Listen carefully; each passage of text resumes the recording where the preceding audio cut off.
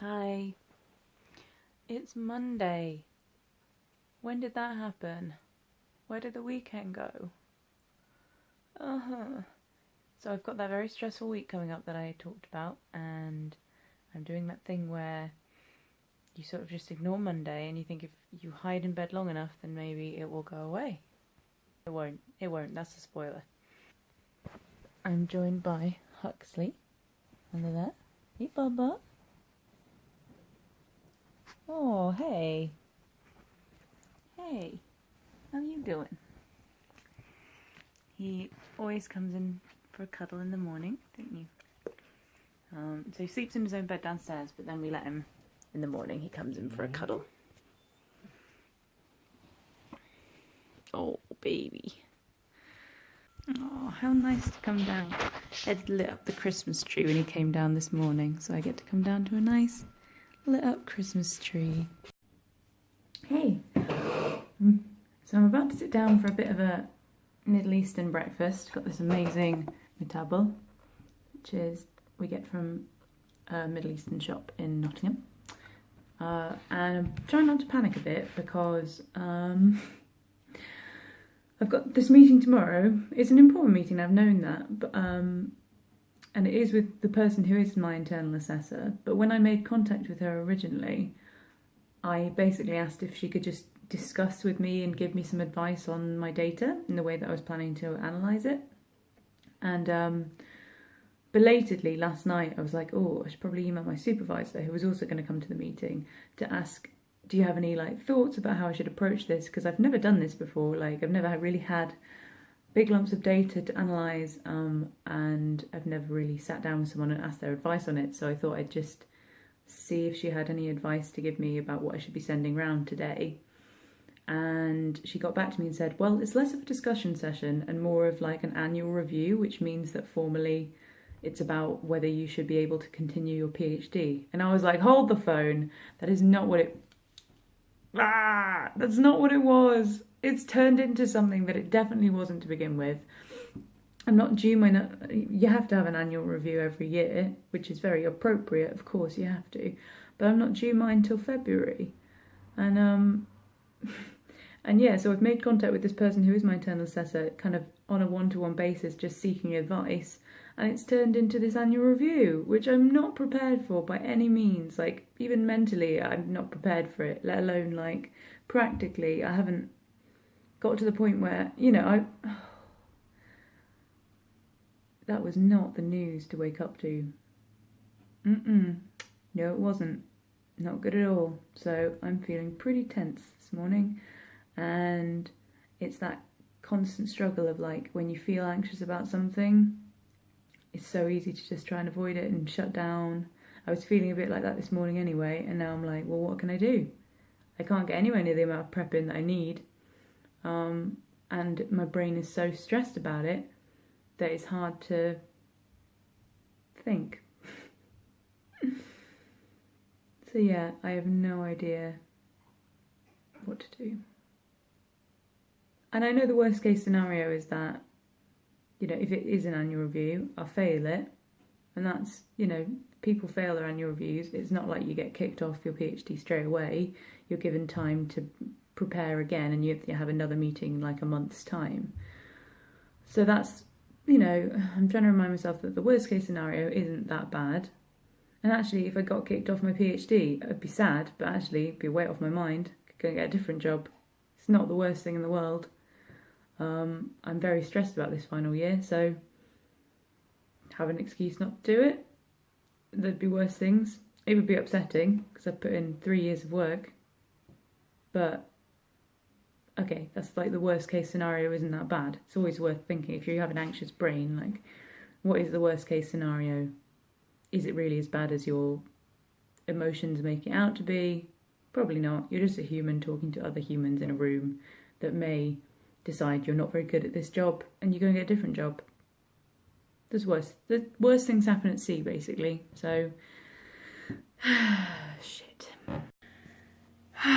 So it's 1:45 now. I've literally just sent the email for this. I said I'd send it by lunchtime for this meeting tomorrow. It sort of worked itself out in that So me and my supervisor had this back and forth discussion about, oh, I thought it was this and I thought it was this. And Alison hadn't realised that I'd instigated the meeting in the first place. So I asked my internal assessor what her expectations of the meeting was, and she said basically there's not enough time to read anything that was written for an annual review now, because it has to be quite a long document, which would have been a real problem. So we'll just treat it as a discussion, which is what I thought it was going to be anyway. So that's fine, but I kind of feel like I've been... like it's my fault that there's been a confusion and that somehow I haven't produced or sent in time the right thing when that was really never the plan. So it's kind of not my fault, so I shouldn't feel bad for it, but I do, so that's fun. My dog has been so sweet. He's been keeping out of the room. Like, it's 1 o'clock and he hasn't been a walk and I'm still in my jammies. So I'm going to be in like another hour, which means I'm going to be working late tonight, which will be fun. But at least it'll keep my mind off the fact I've got this meeting tomorrow, because my heart has just been mad. Not good. So again, back on the old propranolol again today, and it'll definitely be on it tomorrow as well. So learning its keep, definitely. It helps a lot. It just really stops me feeling almost that sickly kind of panicked. Oh, horrible, I hate it. Yeah, so I'm going to finally get in the shower and brush these teeth. Ugh. Feel really gross. My hair looks very strange. So, bye.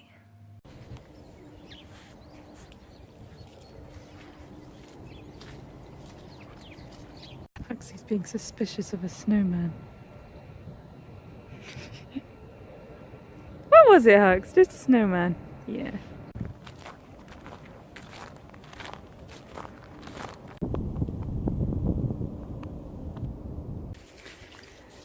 Hey, so walking along now and trying really hard to just feel very present. I do feel quite lucky to be outside with this lovely crunchy sound underfoot, with birds singing in the kind of bright winter sunshine. It does feel nice. Kind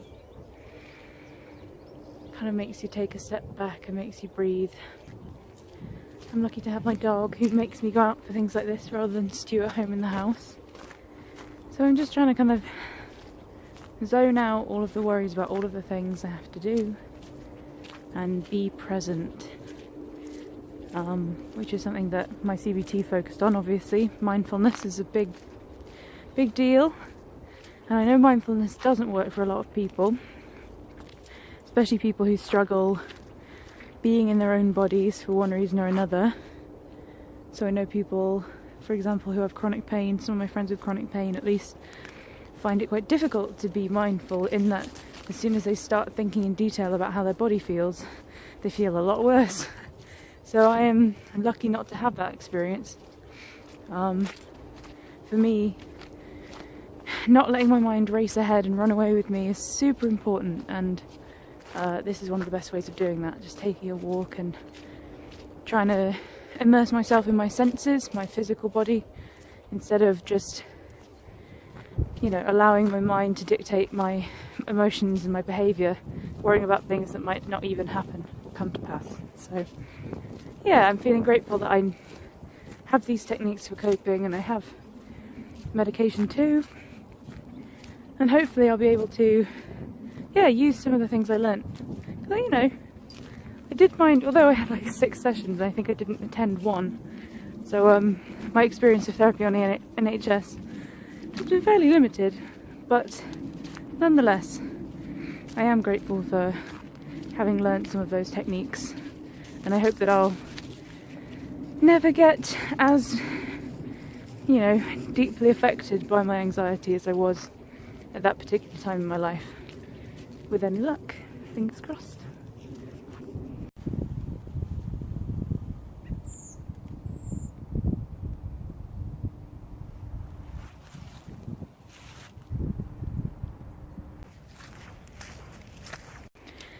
Actually, I've just remembered something from my CBT.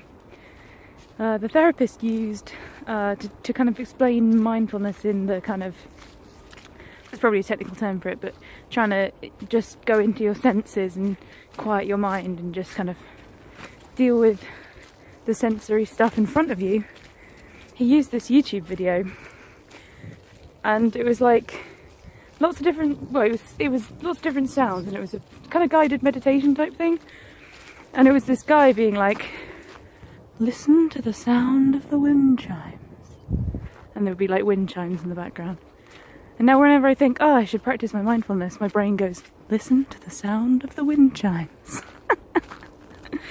Ooh.